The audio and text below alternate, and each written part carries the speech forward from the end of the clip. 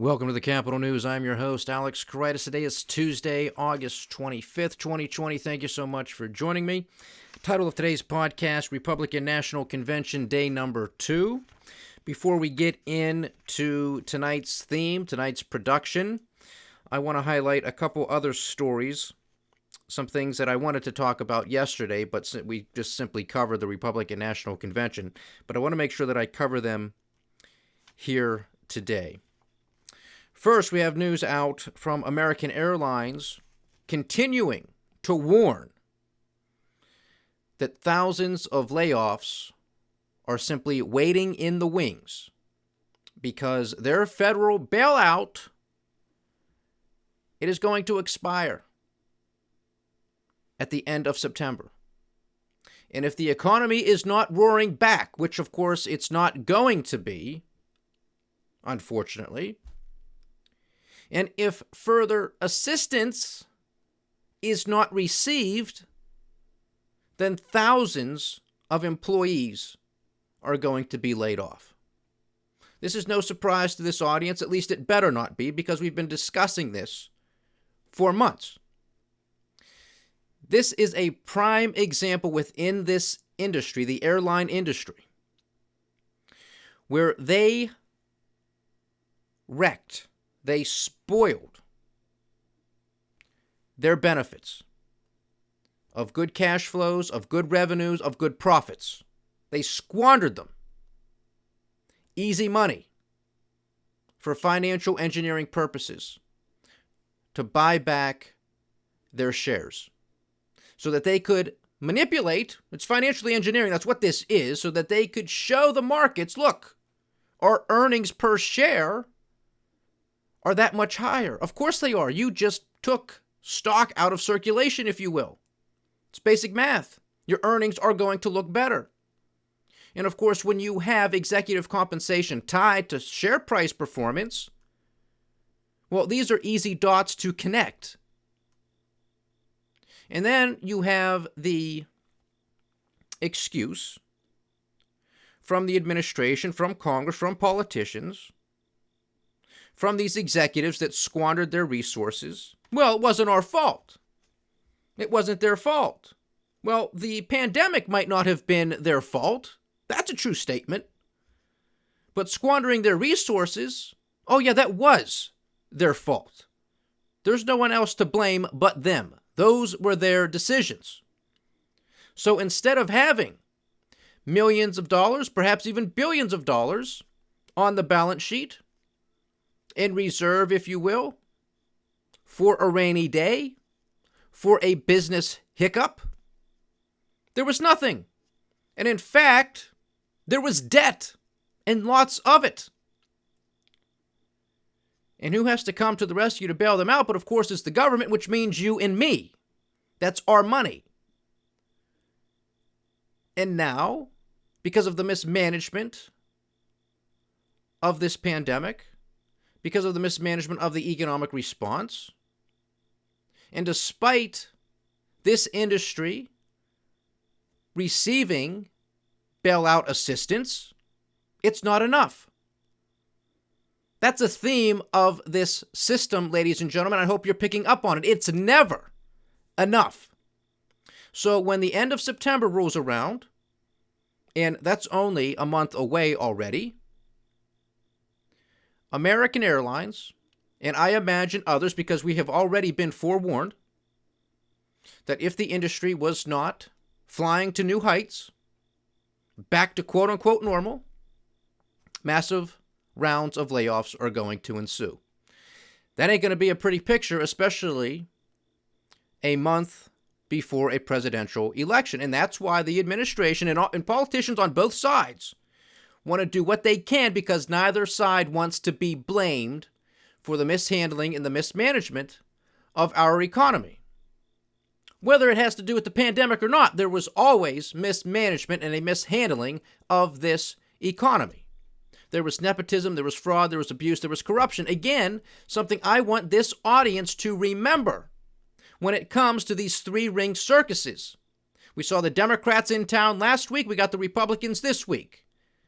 Keep your eye on the ball. And as I stated last Monday, the first night of the Democrat circus, I said stay focused on the big issues because neither side is going to discuss them.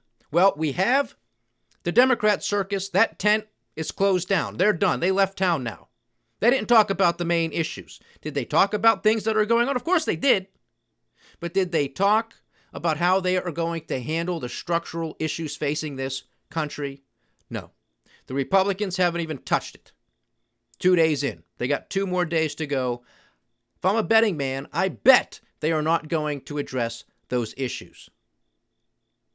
They might say they want to cut taxes, but are they going to cut spending? No, they're not. Are they going to address the out-of-control Federal Reserve? Of course not. That's their bailout buddy. That's their bank. That's their Banana Republic printing press. They're not going to smack them down. They're not even going to mention them, unless it's to praise them. Pay no attention to the man behind the curtain. The issues that we are facing are multiple. No ifs, ands, or buts about it. This is a social decline. This is a political decline. This is an economic decline.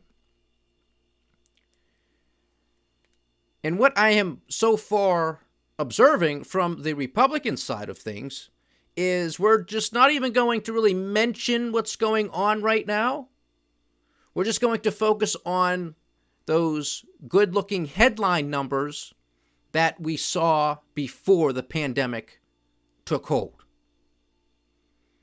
So stay focused on the big issues.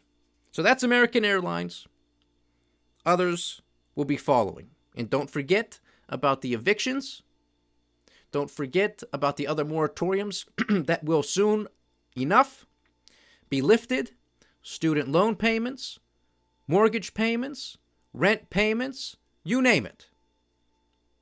This will all come to an end, and where is the economic growth to satisfy all of these payments? Not just current payments, but back payments. Think about it, folks. This is not a difficult equation to solve. No matter what either circus puts up there. Again, these are productions. These are productions. The Democrats had a good run. Decent show. The Republicans yesterday, I was not too fond of their performance yesterday. Today, I think they caught their sea legs. Much better. Again, not agreeing with it. I'm just putting on my political analyst hat and saying, okay, this is a production. We know this. We understand this. Who are they trying to reach out to? What's their message? Was it successful? Much more successful, in my opinion, today than it was yesterday. We'll get to that. Something else I wanted to discuss yesterday was talks circulating in the media once again about U.S.-China Phase 1 trade talks. Somebody just shoot me. Seriously? I mean, they're going back into their old bag of tricks to get the markets up? I mean, I guess they're going to have to. It's the Republican National Convention. We can't have these markets selling off if we're going to tout markets making new all-time highs. We can't have it going down, so we're just going to pull out all of the BS headlines that worked for the past 2 or 3 years. And just in case the U.S.-China Phase 1 BS deal headlined wasn't going to do it, we're also going to have the FDA come out and make a statement that there are some therapies that are looking very, very promising and are going to get clearance. Of course, the FDA administrator had to come out and backpedal and say, well, I overstated what I had stated previously. Well, what a surprise. What a surprise. This is par for the course with this administration. It is right in front of everybody's face. I want therapies. I want a cure for this thing. But I don't want it done at Operation Warp Speed. I'm not going to trust it. And I don't want these overpromises and these huge statements. It is extremely irresponsible. And in my opinion, it's done for not necessarily the sole purpose, but I think the main purpose is for market manipulation purposes. No ifs, ands, or buts as far as I'm concerned. And I got a lot of evidence in my corner to back that up. So those two things, headlines, you got to keep moving these markets up. Got to keep juicing it. And now we're going to hear, supposedly this week, from one of the major idiots, Jay Powell, chairman of the Federal Reserve, because, well, all the central bankers are getting together. Now, typically they're out there in Jackson Hole, Wyoming, for their annual central banker retreat to figure out how they're all going to screw us. Well, supposedly, the rumor on the street is Chairman Powell is going to be making remarks in relation to, drumroll please, inflation. What do you think he's going to say? I would take a guess that it has to do with how the Federal Reserve is now going to take a new stance on inflation, and it's going to be, we are going to tolerate a higher inflation rate target. And even if it exceeds our inflation target, which right now is set at 2%, which is pretty much the norm for industrialized nations. Again, they're just picking this number out of a hat. It's the boiling of the frog analogy. It's the slow burn. 2%, what's 2%? Nobody pays any attention. You're tipping your waiter 15%, what's 2%? Okay? That's their theory. Now, if you understand compounding interest, in a short period of time, you're screwed. Your purchasing power is completely robbed of you. All right? But that's the game. This is the long game. But he's supposed to come out, Jay Powell, chairman of the Federal Reserve, supposed to come out making statements on inflation. We're going to tolerate higher inflation. What does that tell you, folks? Read between the lines. Higher inflation is coming. No ifs, ands, or buts about it. And if you have been with the Capital News for a long time, this should not surprise you either. 2% target, maybe they move it up.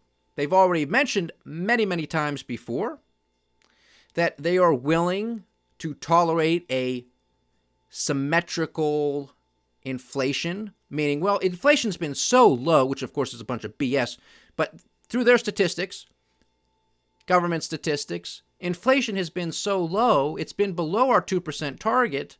Well, now we can tolerate higher inflation above our target, and that's symmetrical. You're not going to find this BS in any economics textbook anywhere. They're making this crap up. The game is over. The game is rigged. They know it. They're the ones rigging it. And they are just going to come up with a story to justify the unjustifiable, to justify their antics, which in my opinion is criminal, immoral, unethical, un-American. But they get away with it. And the politicians love it because they don't have to come back to their districts and look you in the eye and say, well, we messed up. This is unsustainable. We got to cut spending. We're going to have to cut benefits. Sorry, we lived beyond our means for too long. We stole too much of your children, grandchildren, great-grandchildren's future and prosperity, and we're going to have to pay the price for it. Nope, ain't one of them going to look you in the eye and tell you that truth. Not going to do it. So turn on the Banana Republic printing press. Come out with your statement this week, Mr. Powell, and say how you are going to tolerate higher inflation, that you, in conjunction with the rest of the members of the Federal Reserve, are not even thinking about raising interest rates. So grab on to your hats, ladies and gentlemen, and read between the lines. They are telling you what is coming. And if you've been with me, as I've stated, this is no surprise. This is not a shock. And hopefully you're prepared for it. Take a look at gold and silver for the long haul. So those are the things I wanted to talk about. Bailouts coming to an end. Look at those layoffs. No surprise. U.S.-China, FDA, BS headlines. Get the markets up. That's all it is. And, of course, the Federal Reserve will be back in town, back in business. Now on to the Republican National Convention, day number 2.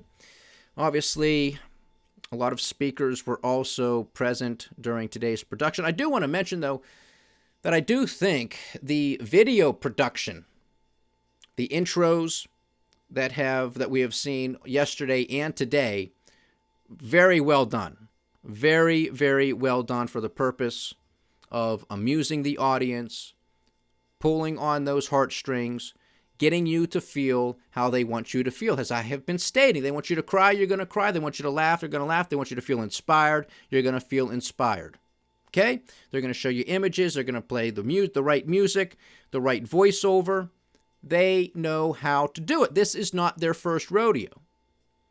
But the RNC, in my opinion, is doing a pretty damn good job when it comes to those video productions. Now, when it comes to the individual speakers, of course, that's on the speaker, their presentation, their form. Kimberly Guilfoyle yesterday, I don't know what she was on, crack, cocaine, I have no idea. She was on something. That was a little too much, maybe a lot too much, but that's in the books. Today we got Eric Trump. We had Tiffany Trump, First Lady Melania Trump, Secretary of State Mike Pompeo, Economic Advisor Larry Kudlow, Mike Pence. While he did not give a speech, he did have a little cameo, little video vignette, if you will, which I thought was effective. I mean, Mike Pence is Midwestern. He's apple pie, down to earth. That's his image. They played to it. Pretty effective, I thought. Had the Iowa governor, I think, I'm not going to really mention anything that she stated, but I think, and I'm just putting this on the record now, this is just a guess, an educated guess. I think this woman, the governor from Iowa, has aspirations for a higher office, let's say the presidency. So we'll see if she makes a go for this in a few years. Mike Pompeo, I'm not even really going to highlight his speech either, but I do want to mention him because two things. One, he's expected to throw his hat into the ring in 2024 to become the president of the United States. But secondarily, and you're going to see this or hear this quite a bit, mainly on CNN and MSNBC, but that Secretary of State Mike Pompeo should not have made this speech, especially because he did make the speech also in Jerusalem, and the old city, Jerusalem, was in the backdrop. They're going to say this was a violation of the Hatch Act. He's serving in an official capacity. He can't do this. He's breaking precedent. Never should have said it. Yeah, They're going to complain about everything. What's done is done. We got bigger fish to fry. Okay? It's done now. It's in the books. You're going to go after him. You're going to sue him. You're going to impeach him. What are you going to do? Not that that's justification if he is in violation of the Hatch Act, but I mean, we got bigger fish to fry, but this is just to stir up more noise, more chaos, get the ratings up, point the finger at the Trump administration. They don't care about the Constitution, yada, yada, yada. You know the same song and dance.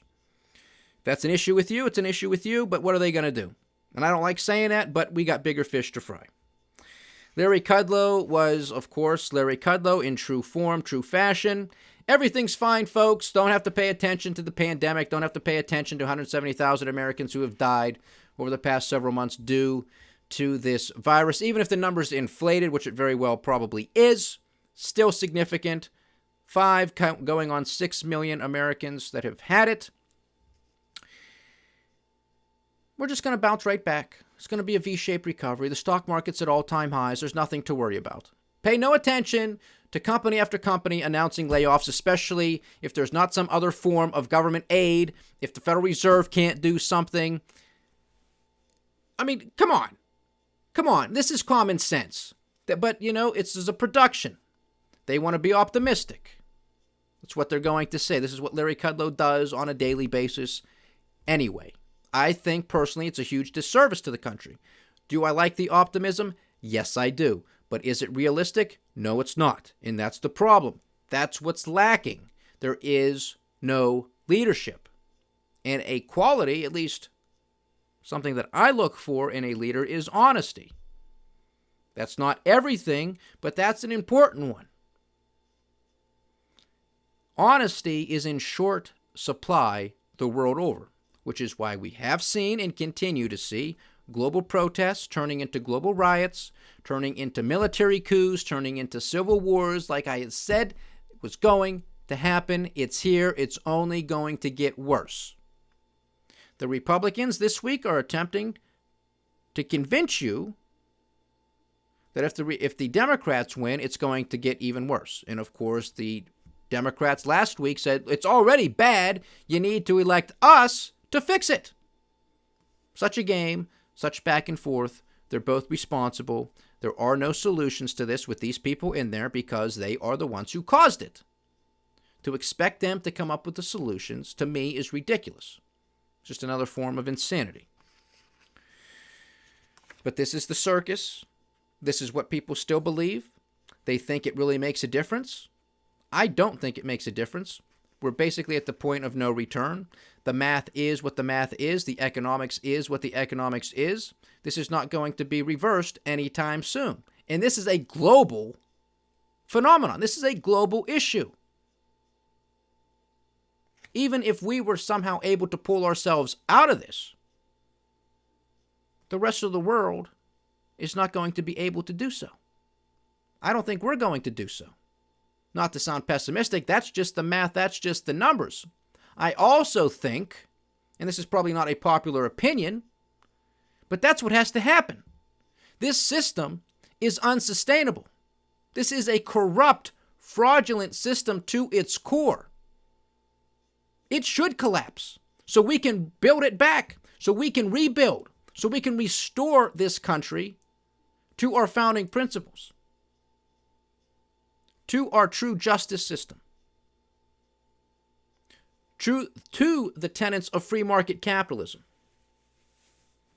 And in order for that to happen, unfortunately, there's going to have to be some failure on a large, colossal scale. Because nobody wants to be proactive. Nobody wants to step up to the plate and say uncomfortable truths. Just kick the can down the road, turn the printing press on, print the Banana Republic notes, and let's just keep grooving until we fly off the cliff. Well, that's where we're headed, unfortunately. And tax cuts ain't enough. Deregulation ain't enough. Sorry, folks, it's just not enough. And again, I want to give President Trump credit where credit's due.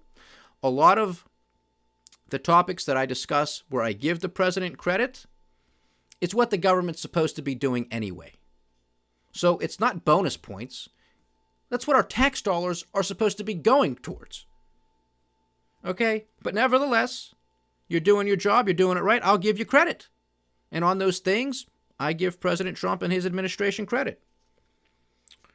But Kudlow, he's in la-la land. He's going to continue to cheerlead despite just no discussion whatsoever, really, of the pandemic, of the evictions, of the massive layoffs, just waiting in the wings. I just don't get it. Tiffany Trump, daughter of Donald Trump, obviously. I was looking for her to maybe give a little bit more of an impassioned speech, highlighting some of the human qualities of Donald Trump and their relationship. Didn't happen. She missed the boat. So it was very much like Donald Jr.'s Donald Jr.'s speech the night before, just a campaign stump speech. It's effective to its purpose, to its audience. She delivered it well, but there was really nothing emotional. And I was expecting that perhaps from her. Eric Trump, on the other hand, he also gave a stump speech, but at least at the end, he did call out his father. He did say that he misses working with his father side by side for the Trump organization. He did say that he's proud of what his father is doing. He said that he loves his dad. That's a good thing. But you would think that there would have been a little bit more of that from Don Jr., from Tiffany, and even from Eric. Now, coming from Eric, I'm not surprised. This is just my observation, my opinion of him and of the Trump family, of his adult children. Eric does seem to be the one that has a little bit more of a softness to him, maybe a little bit more empathetic compared to the other ones. Now, of course, I do believe Ivanka Trump is going to introduce Donald Trump as she did in 2016. So perhaps she is going to be a little bit more emotional, have a little bit more of that connection, father-daughter. type of connection. She might amend her speech after she sees some of the criticisms or that lack of humanizing the president. I don't know what she's going to do, but we're going to find out in a couple days' time. Now, I think the highlight of this evening was the First Lady, Melania Trump. Her speech was the right tone. She delivered it well written. Of course, there was a little bit of a controversy back in 2016 that she plagiarized, or her speechwriter plagiarized, some of the comments made from Michelle Obama during the previous administration and that convention. So this one, she wrote it. I'm sure she had a little bit of help, but there were reports out there that they did not even put this speech through the West Wing. This was her speech. She wanted to deliver it. She wanted to write it, and this was the result. So her tone was very different than what we heard yesterday and what we heard from everybody else this evening. Hers was a tone of calm. Hers was a tone and a message of unity. She was highlighting and reminiscing about her tenure as the First Lady, her trips abroad, how many people she has met here in this country and around the world with emotional stories that have touched her personally, that have changed her, that have made her reflect and has given her different perspective. That's the type of tone that I think the president and his campaign need to introduce into his campaign and really in his administration. Now, of course, unfortunately for the First Lady, there's a lot of irony within her speech because she wanted to call out social media and bullying. And then you have her husband, Thunder Thumb, sitting right in front of her, who takes to social media to bully or intimidate or go after people. So there's irony there. And of course, we've had this discussion before as well, because there were other times where the First Lady made, similar tone-deaf comments about that. Cyberbullying, and then calling somebody else out, but completely ignoring her husband. Which, of course, that too somewhat makes sense. It's your husband. You're not going to attack him, but it's still the irony. It's still the hypocrisy. That's an issue. But a lot of credit to the First Lady. She called attention to mothers and parents out there. Pay attention to social media. Pay attention to what your children are doing on social media. 24/7 news cycle, new fads. It's very difficult to keep track of what's going on out there. And we know, because the founders of these social media companies, the executives within a lot of these social media companies, they admit they don't even have their children on these platforms because they know how devastating it can be to a developing brain. Okay? They understand it. The executives and the founders of these platforms. This is an issue. And social media is too new to really have any long-term study. But what they already know is that it's not good for the developing brain. For young children, for teenagers, even for college students. Because we know through the studies that have been conducted, depending on the platform, it's a differing degree of depression. But there's depression across the board. I do believe the worst one when it comes to depression is Instagram. And the reason is because Instagram is all about pictures. And if people are going to take pictures of when everything looks great, when they're on vacation, when they're in the mountains, when they're out in nature, when they're on a boat, when they're at a fancy restaurant, when they're having fun at a concert, what have you. And people scroll through all of this and they see all these people having fun, and you're sitting wherever you are going through all of these pictures, getting depressed. This is dangerous stuff. It really is. So I commend the First Lady on calling this out. She called out the opioid crisis.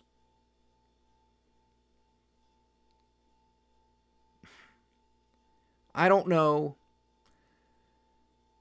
what the Trump campaign's going to do with her message.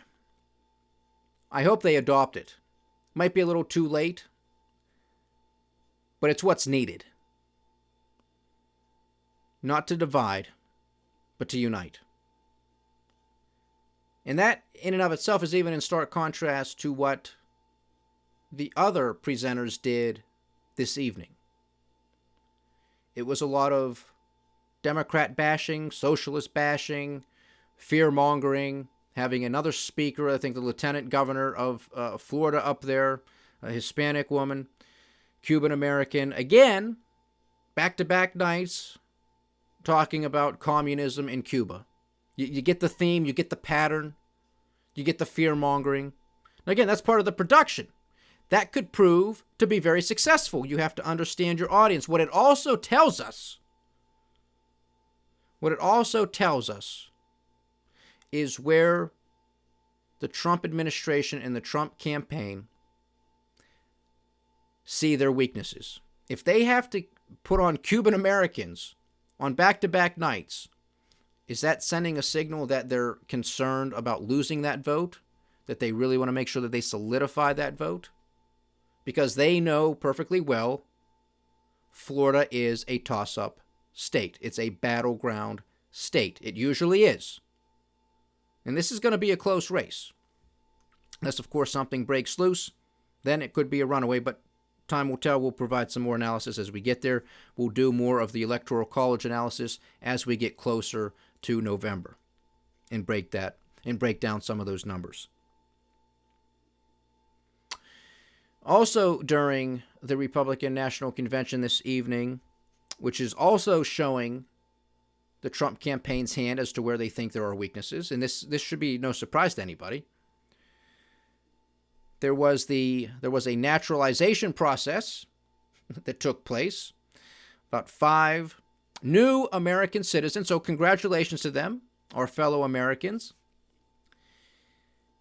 Now, if you are a Trump supporter, this was fantastic television for you.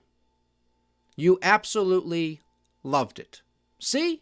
He's not a racist. He loves immigrants. He just doesn't like illegal immigration. He's more than happy to have immigrants in this country. And look how happy he is to greet them and to be there for this ceremony. If you despise Donald Trump, you're going to say this is just a political ploy, plain and simple. He does not give a damn about these people. These people are from countries that the president referred to as S-hole countries. Yet here he is. How convenient, during the Republican National Convention, he's there for this process of these people becoming American citizens. See how this goes back and forth? All depends on what you want to see, what you want to hear, what you want to believe. That's why it's a circus, ladies and gentlemen. They're showing you what you want to see. If you don't like him, you're not going to vote for him anyway. That's not who he's going after.